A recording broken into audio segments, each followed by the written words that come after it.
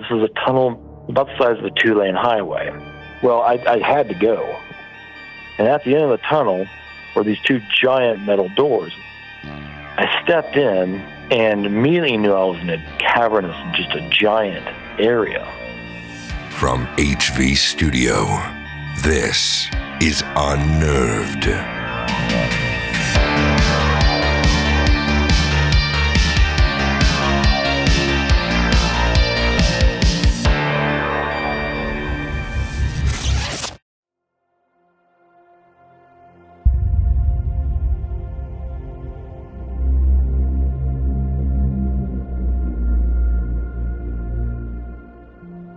Welcome back to the Unnerved Podcast. It's where normal people share their abnormal stories, and if you enjoy true stories of the strange and terrifying, then you're in the right place. I'm your host, Chris Fricky.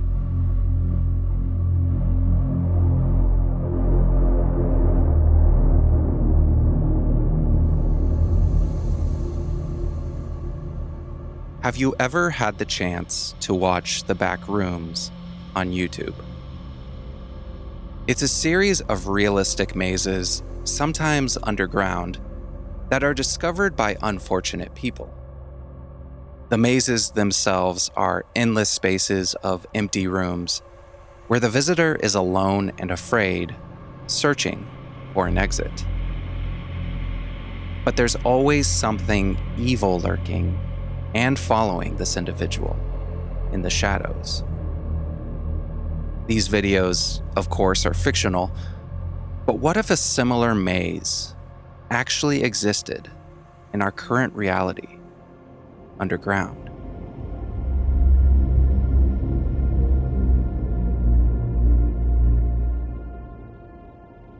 In today's story, John shares a discovery he found while camping in New Mexico that was meant to be left undisturbed.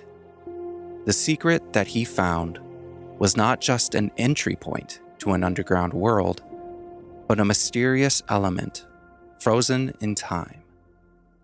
This is his story. My name is John. I am a contracted researcher for the military out here in New Mexico. My specialty is machine learning, deep general AI theory and practice. Me and my colleagues, we basically run a team out in New Mexico that takes the practice, the theory of machine learning, and puts it into the field. So we might take, for instance, robotics. We work with the robotics team. We dump the software, the instructions into the physical entity, the robot, and the machine learns based upon our parameters. That's the sort of research that we do. We have clearance.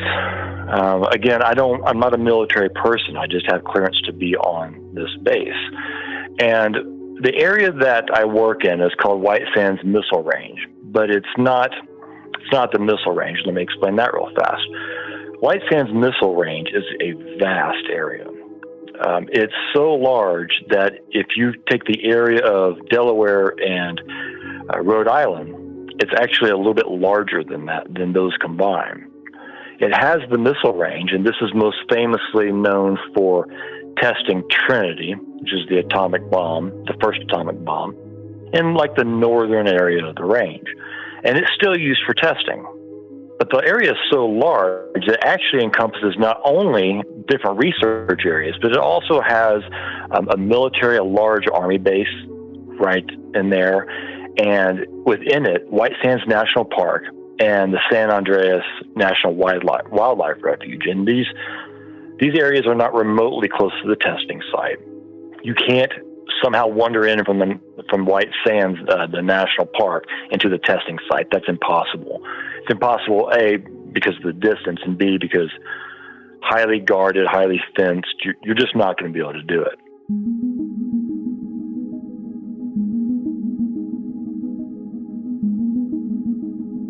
My research area is not anywhere near the testing site. The land out there is dotted by several different research areas. So my area is gated. I can go in there. There's a few buildings, one-story buildings. It's not like a campus or anything like that. There are campuses of research, but you see that mostly in Los Alamos. This area is just sporadic. A few scientists coming in and out, some military personnel if they're looking at our designs or something like that. And then we're out there by ourselves, and we're quite a bit of ways from any city or any town. Las Cruces is 50 or something miles from my actual research area, and that's a southern area of New Mexico. Well, we get bored out there. There's not a lot going on, and we're at the base. We're out there all the time, almost 24/7. And if you know anything about southern New Mexico, it's one of the best stargazing areas for continental United States. In fact, it's also for noise pollution, one of the quietest areas in the continental U.S. So White Sands the national park brings out a ton of sky gazers and, lovers of nature, wildlife refuge and whatnot. And I love that too. And so me and some of the colleagues sometimes, if we're working weekends, have some time on our hands, we'll go hiking back there. I take walks all the time in a little forested area next to my research stations. I'm not on the sands. The topography of the area it's really different. It's not just sands or dunes. It's also southern mountainous terrain, pine trees and whatnot. So I take quite a few walks out there during my days, and then on the weekends, sometimes we take long backpacking trips and be gone all weekend. Camp out there. There's no issues there. Federal land, and we've got our clearance. I map my trails because there's no trail like you'd see in a national park or a national forest. It's just wilderness. It's not cleared by a ranger or anything like that. And I map it with GPS, and so I know where I am, and I'm comfortable with where I am enough to where I'm not too worried about getting lost. I'm actually more worried about mountain lions because there's black bear, mountain lion. One day, I was out there walking. I planned on being out there all weekend. I was going to stargaze and just set up my tent and get away from life. And I was roughly 15 miles. Actually, I know exactly how far I was. It was about 14.2 miles back in the backcountry. And, you have to bushwhack back there. You have a machete, and grass can get real high. So you're sort of making your own trail, maybe following an animal trail. And I had gone into the forest to get some shade. I was a little bit deeper in there. And there are a few widowmakers, which are trees that are dead that call them widowmakers, because if you're not paying attention and one of those falls, it can kill you pretty easily. So I'm down back there, and there's a downed branch, a downed tree actually, in my path. And this is the way I want to go because it slopes up to my right, and I don't want to go into the ridges area. That's dangerous. It slopes to my left. It becomes more of a plains area. So I was sort of on the edge there of the forest. And I dipped under this tree. It was being sort of propped up by a live tree. And as I'm doing that, I'm watching my footing, and I look at the ground, and right underneath that is a manhole. And it's covered with some dirt and whatnot, but it wasn't overgrown underneath these trees. The canopy wasn't allowing for high grass in that area. It was more like almost muddy. And I was immediately perplexed by this.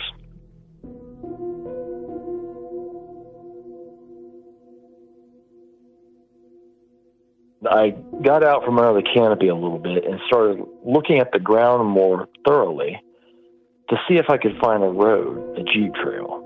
Because it made no sense that this manhole was that far out without there being some sort of road. I was like, was this area overgrown? How old? My mind immediately started ticking. Like, why is this out here? Is there sewage below me? But where would the sewage be coming from? And why would it be flowing through here? None of it made sense.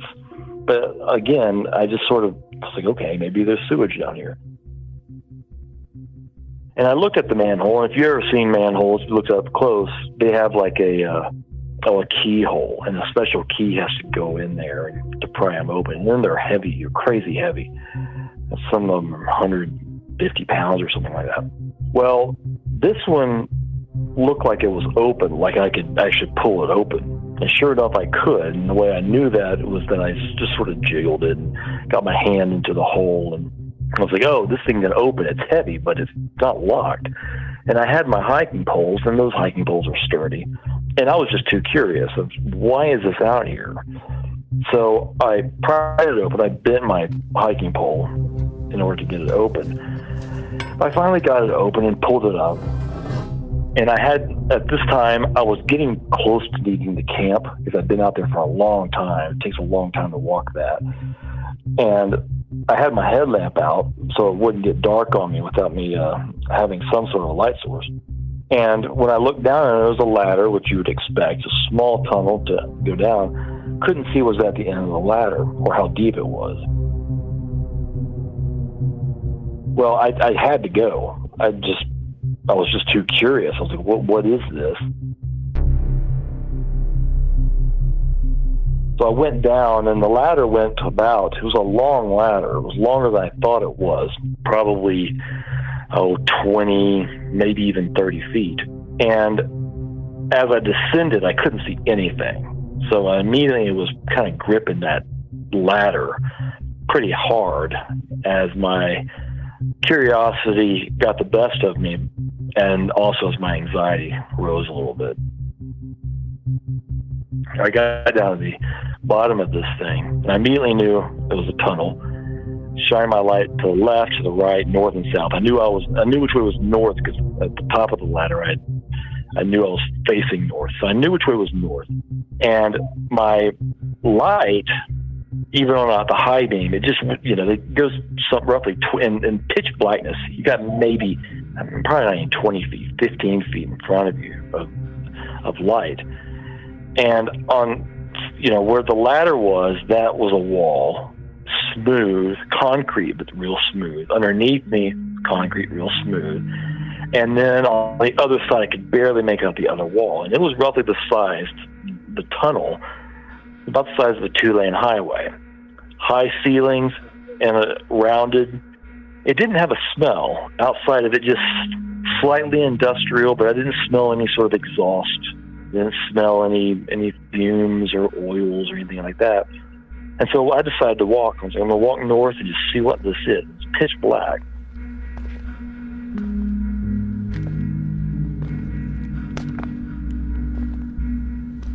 I'm walking parallel to the right wall with my right hand on the wall. And the whole time I'm walking, I'm going very slow. I'm feeling for any other ladders or anything that might give me a sense of space.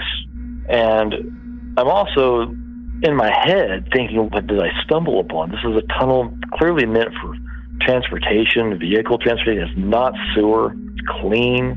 My mind is going on underground base, bunkers, research station, I don't know. Pitch black.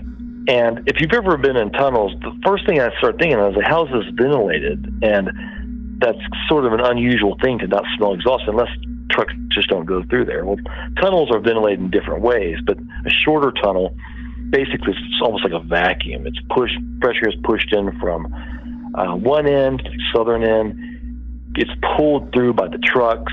Aerodynamics sort of pulls it in. And then at the other end, it's pushed up with fans up and ventilated outside. They don't all have that sort of ventilation, but I was thinking about ventilation. I was going through there because I didn't smell anything. Carbon dioxide doesn't have a smell, should I be worried about that? But other than sort of working out the logistics of it, the physics of it, I wasn't too worried about that. So I kept going, and I walked for 20, 25 minutes. I know that, by the way, my cell phone was completely out of commission. There was no bars. There was no GPS. It was, once I descended that ladder, only even just a few feet, it all cut out. So I knew how long I had walked only by the time I spent in there. And because of my pace, I estimate that I walked roughly 1,000 meters, which is about half a mile in one direction. And after 25 minutes or so, getting a little bit paranoid, is that truck going to come? I'm going to get run over, or personnel going to come in there? I was already justifying it by telling them immediately, I've got clearance and I'm on my own property here. I'm just checking this place out. There's no reason to lie about any of that. And then I came to the end of the tunnel. And at the end of the tunnel were these two giant metal doors.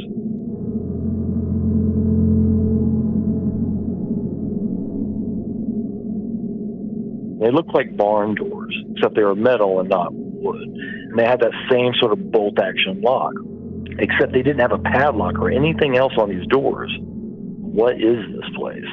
Some sort of loading station? What's behind these doors? And why isn't there security? I had not seen any evidence of security the whole time, even though my light didn't shine the tunnel very well.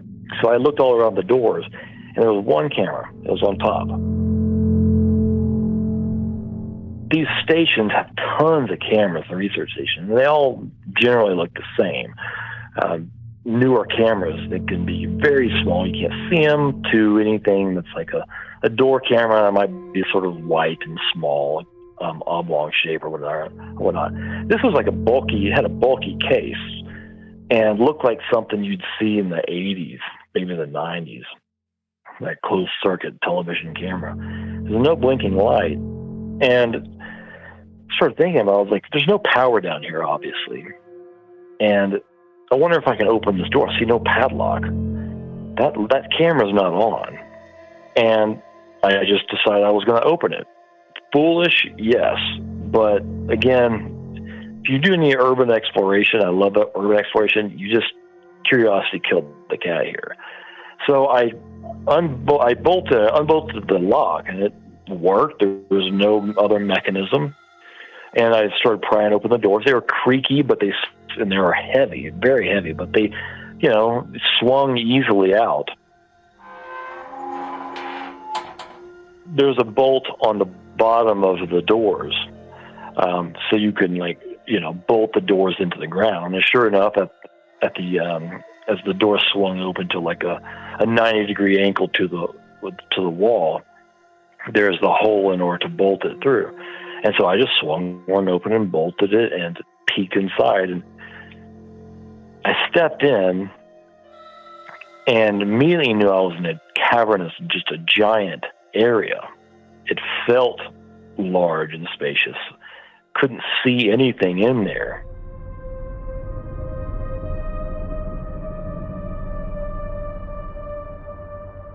And I stepped in a few steps, looking behind me, making sure there's just no trucks coming or whatnot.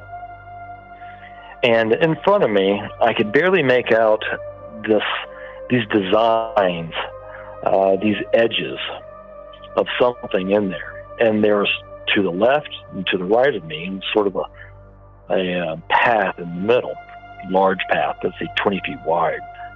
I didn't see any forklifts or any other equipment you'd see in a warehouse, but I imagine they were there. I just didn't see the loading area or whatnot. So I step in there, and I come up on these boxes, or crates, I don't even know what to call them, on my right. I check out the ones on my right first. And they're stacked up like you'd see in a warehouse, but it's very orderly. A lot of warehouses aren't orderly at all. They had leaning towers of crates. This was the opposite. These were very well stacked, and some of them were, I would say, 8 feet high, but only in maybe 3 of these crates. The crates were the largest ones were the size of like a dinner table, a dining table. So maybe 3 feet high, 8 feet wide or long, 3 feet wide, something like that. And there'd be maybe 1 or 2 stacked together. And then at the other end of them, you might have a couple that were, a few that were the size of like a large briefcase, stacked up. But orderly. They had space between them. Obviously, if a forklift needed to get in there, they could get in, pull them out. The first unusual thing I noticed about them was that my light reflected really well off of them. If you've ever seen silver, it's a weird property. Your light will reflect off silver, but it also absorbs it. And so you get this weird, and especially in liquid silver, you get this sort of weird dark silver where the light doesn't penetrate or doesn't doesn't reflect back at you in every area. It just sort of, it's just hard to describe what this is like, but that's exactly what these crates look like. They didn't shine back the way it would shine on metal or tin or something like that. It shined almost in a liquidy form, but it had clear dimensions. It was a clear solid. I needed to know what these things were, but what I couldn't see on them, and I had to look at the smaller ones for this. The ones that are roughly the size of suitcases stacked up. And I could see the top of one because the stacks weren't too high. I was looking for any sort of latch, handles, and there was nothing. There wasn't even a lid. It just was a box, a crate. It seemed to have no opening. I had no idea what they were. And I walked a little bit down this path, and I never, when I say I walked, I'm talking like kept myself to the right side, like I did in the tunnel, feel and see these boxes. And I probably walked for 5 minutes in one direction, never saw the end of this thing, and was more paranoid at this moment than I ever was in the tunnel, because the door from where I had entered, it disappeared almost immediately once I turned my light away from it. So, 10 feet into there, I couldn't see the doors because there's no light coming from the tunnels. So I was really paranoid that what if I get lost in this area? That actually could be trouble. It's not a point A to point B, a straight line the way that tunnel was. So I was getting nervous about that, but I was just too curious about what this area was. And I finally decided to sort of get back in those crates a little bit towards the smaller ones and just try and lift one, to try and pry one open with my hands. I wasn't going to break into them.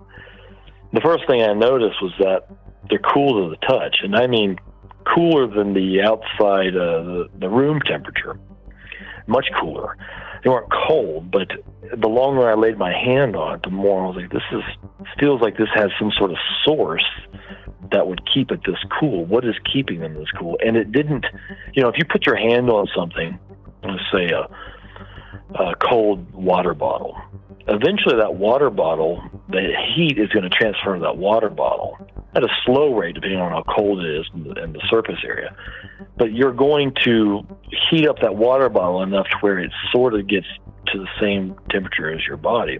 It didn't do that. The longer I kept my hands on them, it just stayed the same temperature, which is an odd physics chemical reaction. Things don't work that way, really, unless you can't transfer enough heat, right? So a block of ice, you're not going to heat up that block of ice with your hand. And it was like that. I tried to go ahead and lift one of these smaller ones up and just didn't budge it. And when I say didn't budge, I mean I pushed on it, I pulled on it, I sort of tried to lift it from the bottom, just didn't budge it. I mean, these things weighed, I mean, literally probably weighed a ton. And that was the smaller ones. I wouldn't doubt the larger ones, the ones that were, some of them as large as a large dining room table or so, maybe even as large as like a small living room.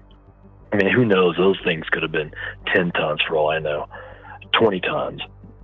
I was getting creeped out pretty quickly. So after I explored it for 15-ish minutes or so, I crept my way back out of there and closed the door behind me,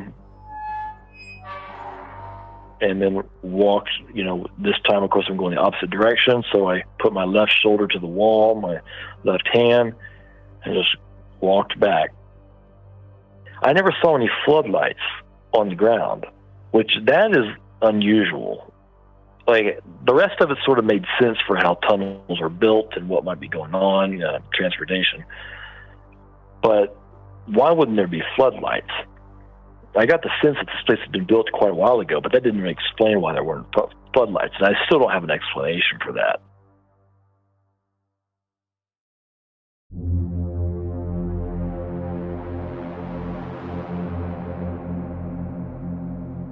So I get back out there, and I climb back up. I put the manhole back in place, and I set up my tent. I actually went down about a quarter of a mile away because I didn't want to be too close to that area. I just wasn't sure if anybody ever came over there. And the next day came, I did my thing. I left, and I kept thinking about, I was like, what was this place? Why was the security the way it is? And to back up a little bit, you can't get in there from a public area. From where I was, the boundary to this large area was, the shortest boundary from where I was probably 30 miles to a fence. And on the other side of that fence, which is public land, no road was there for about another 20 miles. So you would have to even get to the fence, you were camping. And then once you get to the fence, it's federal land. There's signs, no trespassing, fine of whatever it is, $10,000 and 2 years in jail or something like that. So it's protected. But I did find that unusual. Like, was this manhole abandoned? And the first thing I thought was that it was supposed to have been sealed after the completion of this tunnel. But the tunnel was built, like a lot of these stations, was built during the Cold War, World War II, and it just never got sealed. That they had been using this for workers coming in and out of that area. There had been an old road there, and for whatever reason, no one ever sealed it up. Well, I decided I had to go back. So a few weeks later, I went back, and I knew exactly where it was. And when I got back there was a large fence.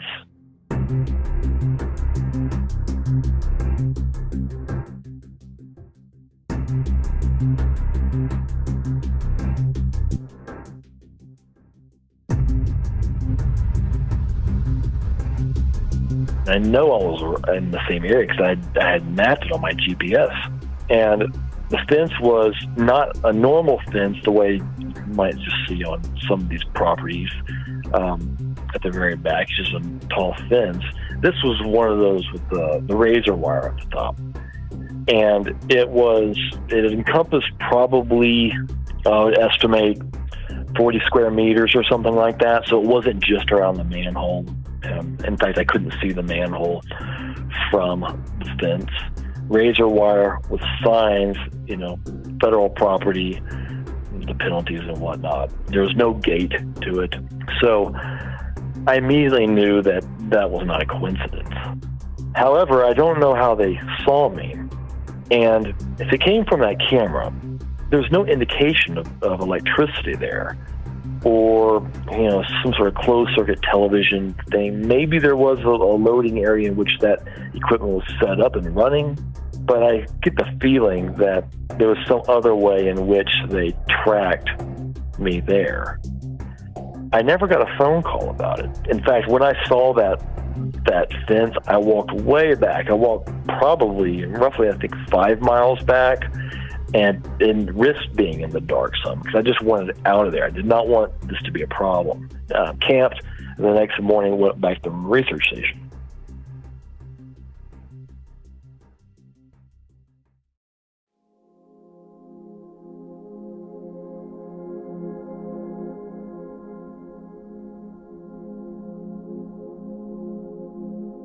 I never got a phone call about it. No one ever came and saw me or anything. No emails. And either they never recognized me. The other alternative is sheer coincidence, which I don't believe that.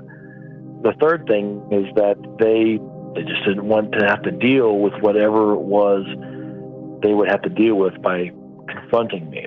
And again, though, I've got clearance, so I didn't break and enter or anything like that. I wasn't really worried about it, simply because I have a ranking that's higher than anyone else that's going to go out there for the most part. Being inside that warehouse was not a good idea. That could have actually got me in trouble. And I've only had this discussion very recently with one other colleague. I kept it to myself. And he is like me, we're scientists, we're engineers, we're just intensely interested in this type of stuff. Wants to go and see it. But of course, we can't actually go down there now. The thing is, though, is that tunnel had to come out somewhere from the southern end, obviously. I've never seen anything indicating a tunnel, a gated entrance, sealed off entrance, nothing like that. Of course, the area is huge, and have no idea how long that tunnel was completed tunnel.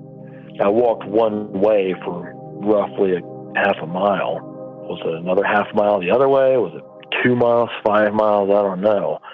My colleague and I want to go out there and see if we can just find the other end of this tunnel, see if it's sealed off. Is it gated? Is there a guard? I don't know if we're going to try and get back in there. That's sort of risky. The feeling I got in there was that they weren't ammunition boxes. It wasn't artillery. That wouldn't make any sense for the way these boxes were created. There was no hand, sensor there to open them only with a fingerprint or something. I didn't see anything like that. As ridiculous as this sounds, if you remember the old cartoon, Transformers cartoon from the 80s, the Autobots and Decepticons were always fighting over Energon, which were these cubes that gave them energy. That's what they actually look like, which is, I know it sounds ridiculous, and I'm not saying that's what they were, that would be ridiculous. But because I have no context or nothing to compare them to, some sort of solid silvery substance that with no enter point, no exit point, no handles. I don't know how else to describe them. It's super heavy. And I want to bring in my colleague in there who's, he's going to offer a different perspective, simply because I want some sort of explanation as to what these things are. But as of now, I can't even really guess. And I also don't understand the security of it. The only thing I can come up with is that manhole was supposed to be sealed. And it wouldn't surprise me at all if you got into that fence now, that manhole, I bet you anything it is now sealed off.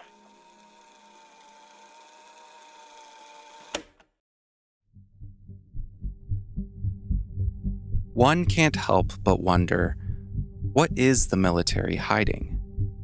What mysterious element did John discover that seemed to be forgotten in time? And why did they go to such lengths to keep it secret? The tunnel that John discovered is a prime example of what the military is capable of doing. Even though many of these tunnels are still under complete lockdown, not all of them have been kept hidden from the public. A secret tunnel underneath a secret city. There have been rumors for decades about mysterious activity in a man-made cave hundreds of feet beneath Los Alamos. Well, the rumors are true. There is a tunnel. It's been whispered about for more than 60 years. They would keep gold in there. That's all I remember people saying. Something secret in the Los Alamos Canyon. I've heard about it, yes, but I don't know about it. Just that it exists. There was a rumor that there was a train in here because when you were up on top, you could hear sort of strange noises. The stories of what was buried in the canyon were endless, and unless you worked at the National Lab, it's remained one of the best-kept secrets in New Mexico since the 1940s. The public has not been in this vault. There's been no media ever in this vault. Until now. Our cameras were given the very first look inside the carved-out canyon rock. We are going in about 230 feet. Some call it the invisible tunnel. Very few people knew it actually existed, even though it sits in the heart of the city. Today, a popular city landmark marks the spot. We're pretty much underneath the McDonald's parking lot. Right in the center of Los Alamos, hundreds of feet below ground. The tunnel was built just as the Cold War began. The year was 1948. The atomic bomb is very dangerous. Since it may be used against us, we must get ready for it. A history lesson today, but in the late 40s and 50s, at the height of the Cold War, the threat of a nuclear strike was very much a reality. The entire town of Los Alamos was off limits back then. Visitors needed a government pass to enter and exit. And a lot of the 1950s buildings here in Los Alamos were designed with fallout shelters. The tunnel was built to serve as a safe haven in case of nuclear war. But in the meantime, lab scientists worked down here in secrecy, studying and developing new weapons, like the hydrogen bomb. And this underground tunnel was the first place in the country to store the parts for those weapons. In the earliest years of the Cold War, they didn't have a facility for that. So this vault was built specifically for those pits. Los Alamos Canyon provided the perfect hiding place. Because of the cliffs that we have here, the volcanic tuff, and the setup with the canyon walls. Plutonium pits and other weapons parts were flown into Albuquerque's Kirtland Air Force Base, then transported to Los Alamos and driven straight into the tunnel. It's a vault within a vault. The materials were stored in these 5 vaulted rooms. The federal government only recently declassified the tunnel because some of the old weapons parts remained in the vault as recently as last fall. Lab experts used them as teaching tools in the post-Cold War era. But Lanel historian Ellen McGee says the weapons parts kept here were so secret, they are still considered classified information today. No one could come down the canyon, so this was a top secret and very heavily guarded facility. The guards and weapons are now gone, and all that remains is an empty shell. But historians say the tunnel vault is still valuable for future generations. This tunnel in Los Alamos is roughly 5 hours north of White Sands Missile Range. But the tunnel itself proves that this type of tunneling system is not impossible to keep hidden from the public, even for 60 years. In this case, plutonium metal and nuclear technology were the main secrets they were hiding. Now, I'm not a scientist, clearly, and I'm not saying that plutonium is the mysterious metal that John found, but the fact remains that the military is clearly capable of successfully hiding large tunnels as well as keeping whatever may be kept in them completely secret. After looking into this topic more and more, one name kept popping up. A man by the name of Phil Schneider. Phil claimed to be a U.S. government geologist and engineer who was involved in the construction of multiple deep underground military bases. Some believe that Phil's testimony was full of wild conspiracies and fabrications, lacking facts and verifiable information. And honestly, I also can't help but question some of his theories regarding underground alien civilizations and the injuries he received from an underground firefight in Dulce, New Mexico. But regardless of that, Phil's insight on secretive military tunnels is enough to make you question what is actually happening beneath us. Right now, there are 131 active deep underground military bases in the United States. There's 1,477 of them worldwide. Each one has an average cost of $17 to $19 billion. Each one is built in the site. It used to be it'd take a year to 2 years to build each one, and now they're capable of building a couple of them a year with sophisticated methods. My colleague Al Bielik has actually been on some of the high-speed railways, the magneto-leviton trains that connect all the deep underground military bases within the United States. He's been on a Mach 2 train and floats off of a single rail at a 3/4 of an inch off the rail, and is what you'd call high tech. We have nothing like this on the surface. Groom Lake is where the infamous Area 51, S4, S2, a CIA base. It was originally a bombing range, a nuclear test site. It was later become the most secret base in the United States. It employs over 18,000 workers who work in shifts of 12 hours at a whack. Most of them work in the cover of darkness, like us. We built 9 underground military bases there, each with an average capacity, capable of basically a city underground, roughly 4.25 cubic miles hollowed out underground. Now, boring machines, for instance, they don't bore, they literally vitrify and melt the rock, deflagrate the rock. It's a very sophisticated laser melting and deflagrating system. It reduces the rock to a powder and then melts the remaining rock as a coating on the inside of the base, so you don't have to use gunite cements and other kinds of things like that. That's all old hat now. Technology is just basically the new technology we get is the old hat of the military. I'm going to be real brief about it. I carried a level 1 security clearance, the Rhyolite 38 Factor. There are very few of us. There's nobody except myself, to my knowledge, talking like this. Nobody. I'm breaking the law. I'm breaking world as well as federal law, coming out and even talking about this to a group of people. I love my country more than I love my life. Area 51 is only one base, one of the 131 bases. Of these 131 bases, I call Area 51 a mega base. It's got more than one base in it.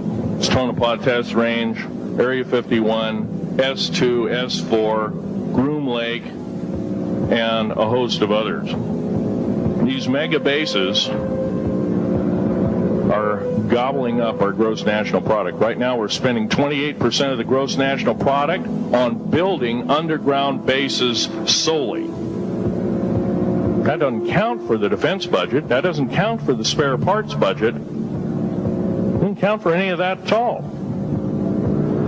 And the black budget is dead wrong. It sidesteps the United States Congress and its Constitution of its people and says you're a bunch of morons you don't need to know. Now, I believe in military preparedness. I believe in military secrecy to some extent. The overview is about underground mountain bases. All of them should be made public. In future talks, I'll be giving latitudes and longitudes of every single one of these bases. I've already written a manuscript at the publisher as we speak. Phil not only claimed to be involved in these projects, but he also claimed that the government had attempted to assassinate him multiple times for releasing this information.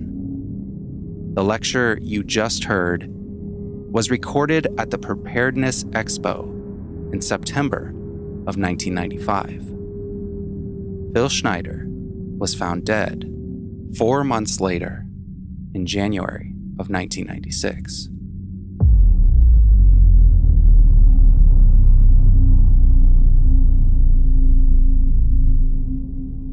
The story he told may not seem plausible to everyone, but his death was highly suspicious. His cause of death was at first marked as unknown, even though he had a medical tube tied around his neck. There was no suicide note, and he was found in an odd position on the floor. It wasn't by hanging or anything that would keep the pressure on his throat. Also, the police claimed that they didn't find anything wrapped around his neck, but photos taken at the morgue clearly show a medical tube tied around his neck. The examiner took blood and urine samples, but refused to test them, saying it would be a waste of time. Family protested and told him to do it anyway. Reluctantly, the 2 samples were sent in to an independent lab. And when the family asked for the results of the samples to see if he was drugged, no results could be found, and the samples had mysteriously gone missing. All of his research, notes, pictures, recordings, and lectures suddenly went missing from his house. And then, an obituary was posted in the local paper about Phil's death, claiming he died of natural causes. Nobody in his immediate family wrote that obituary or gave permission to print it.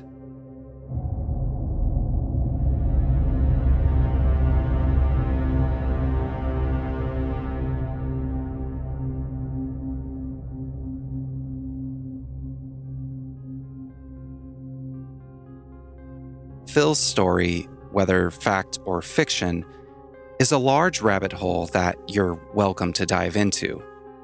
But it shouldn't take away from the fact that we know what our military and government are capable of. The underground tunnel that John discovered at White Sands Missile Range, with its mysterious metal-like substance, is just another example of a real tunnel that our government doesn't want us to know about.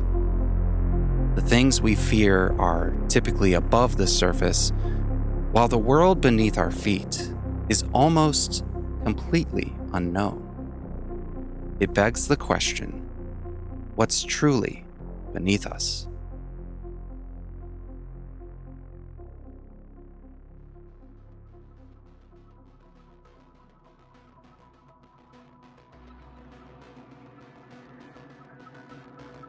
Thanks again for listening to Unnerved.